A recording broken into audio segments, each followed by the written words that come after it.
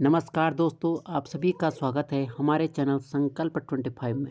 दोस्तों, आज से हम भारत के इतिहास की एक नई सीरीज वन लाइनर के रूप में शुरू करने जा रहे हैं दोस्तों, जिसमें हम भारत के इतिहास को वन लाइनर के रूप में पढ़ेंगे।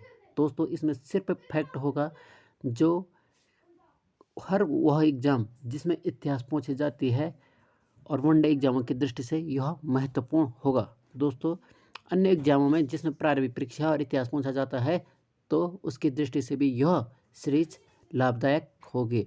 दोस्तों, यह इस सीरीज का पहला भाग है जिसमें हम सिर्फ परिचय जानेंगे कि हम आने वाले इस सीरीज में क्या क्या पढ़ेंगे।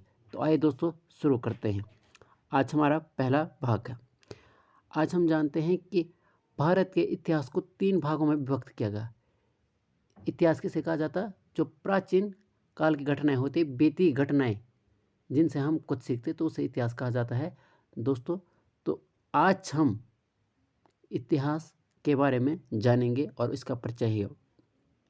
भारत के इतिहास को 3 कालखंडों में विभक्त किया गया है। कितने कालखंडों में?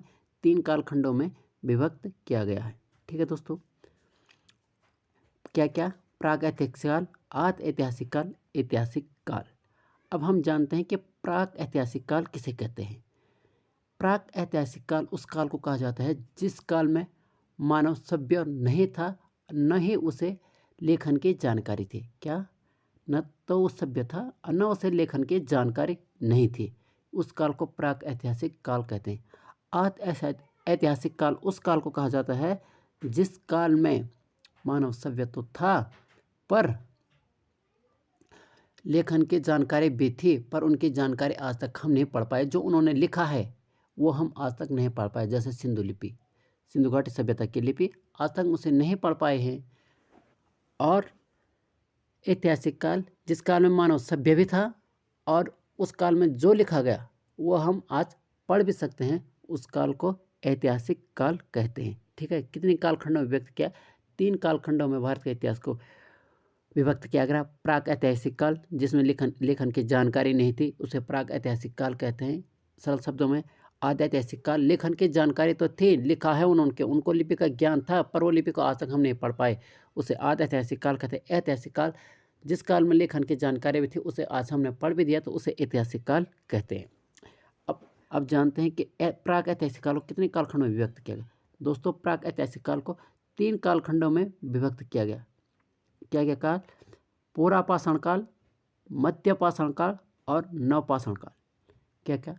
पुरापाषाण काल, मध्यपाषाण काल व नवपाषाण काल को प्राग ऐतिहासिक काल में विभक्त किया गया। ठीक है, प्राग ऐतिहासिक काल को विभक्त किया गया।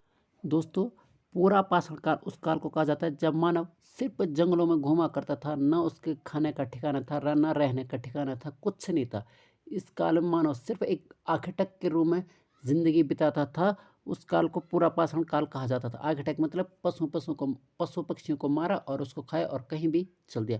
इस काल को पुरापाषाण काल कहा जाता है। ठीक है दोस्तों, इस काल को पुरापाषाण काल कहा जाता है। और मध्यपाषाण काल में मानव आखेटक भी था और पशुपालक, थोड़ा बहुत पशु भी पालने लग गए थे अपने आसपास। ठीक है, क्या?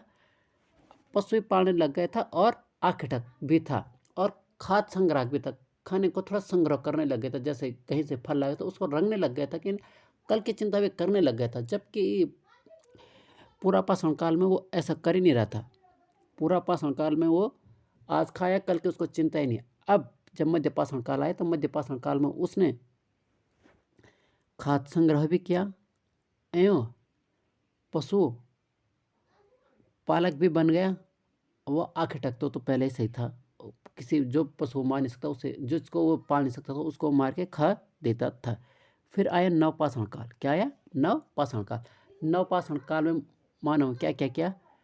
पहिए का आविष्कार किया और कृषि का आविष्कार किया। उसने क्या किया नवपाषाण काल में? पहिए का आविष्कार कब हुआ? तो हुआ नवपाषाण काल में।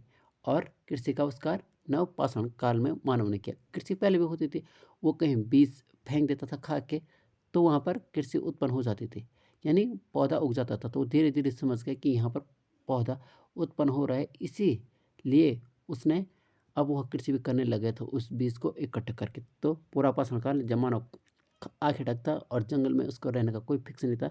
उसके बाद मध्यपाषाण काल में मानव आंखें ढक, खाद्य संग्राहक एवं पशुपालक भी बनता। नवपाषाण काल पहिए का आविष्कार किया, कृषि का आविष्कार किया। ठीक है दोस्तों, तो ये हुआ पूरा पाषाण काल, मध्य पाषाण काल और नव पाषाण काल के बारे में। और इनका समय चलता है, पूरा पाषाण काल का समय दोस्तों अज्ञात काल से, मतलब जब से हमें पता नहीं तब से 8000 वर्ष ईसा पूर्व तक पूरा पाषाण काल का समय था। अज्ञात काल से 8000 ईसा पूर्व तक पूरा पाषाण काल, और मध्य पाषाण काल का समय चलता है 8000 ईसा पूर्व से 4000 ईसा पूर्व तक। कब तक?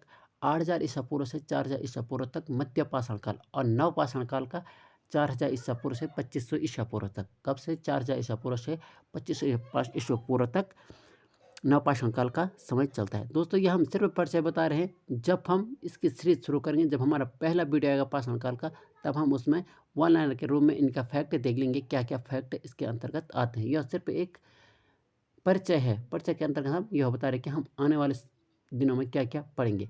अब हमारा आगे है आदि ऐतिहासिक काल। आदि ऐतिहासिक काल किस किस को गिना जाता है? आदि ऐतिहासिक काल में एक सिंधु सभ्यता, किसको कहा मैंने? आदि ऐतिहासिक काल, जिसकी लिपि लिखित हो गई पर हम पढ़ नहीं पाए, उसको आदि ऐतिहासिक काल कहा जाता है। उसमें हम पढ़ेंगे एक सिंधु सभ्यता को, एक वैदिक सभ्यता को। दोनों भारत की बहुत महान सभ्यताएं हैं दोनों, तो हम आदि ऐतिहासिक काल में इसको पढ़ेंगे। ठीक है, और उसके बाद फिर हम पढ़ेंगे ऐतिहासिक काल को आने वाले दिनों में, जब से हम कल से हमारी जो सीरीज स्टार्ट होगी उसमें। उसके बाद ऐतिहासिक काल में हम पढ़ेंगे प्राचीन भारत का इतिहास, मध्यकालीन भारत का इतिहास, आधुनिक भारत का इतिहास। इसको हम पढ़ेंगे ऐतिहासिक काल में।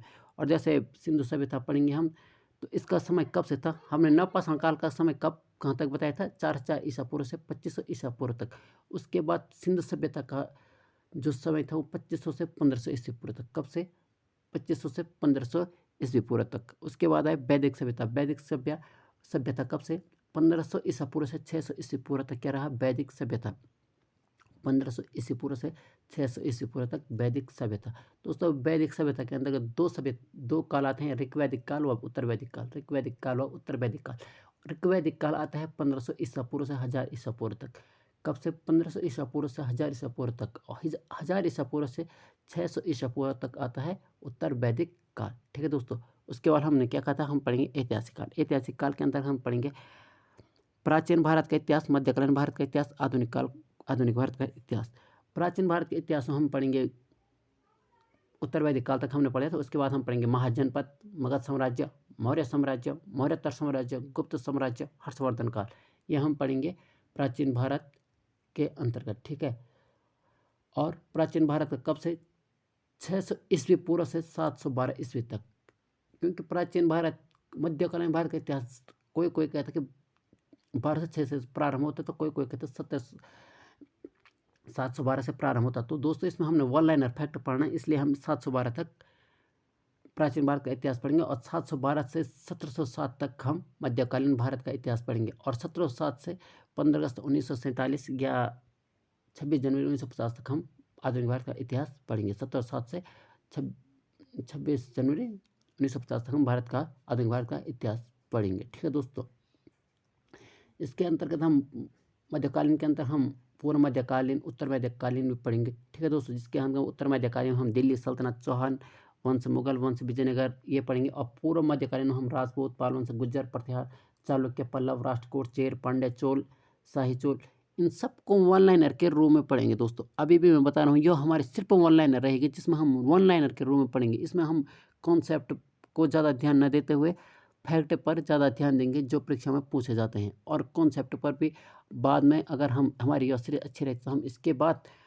इसको कॉन्सेप्ट भी इसमें पढ़ेंगे अच्छी तरह से, जिससे हमें हिस्ट्री पूरी समझ में आ जाएगी। जो हमारी यह सीरीज है, ये हमारी वन लाइनर है, जिसमें हम सिर्फ फैक्ट को याद करेंगे, जो वनडे एग्जामों की दृष्टि से महत्वपूर्ण है। तो धन्यवाद दोस्तों, कल से हम इसको शुरू करेंगे। धन्यवाद दोस्तों। अगर हमारी यह सीरीज देखनी है तो हमारे चैनल को लाइक, सब्सक्राइब एंड शेयर जरूर करेगा। धन्यवाद।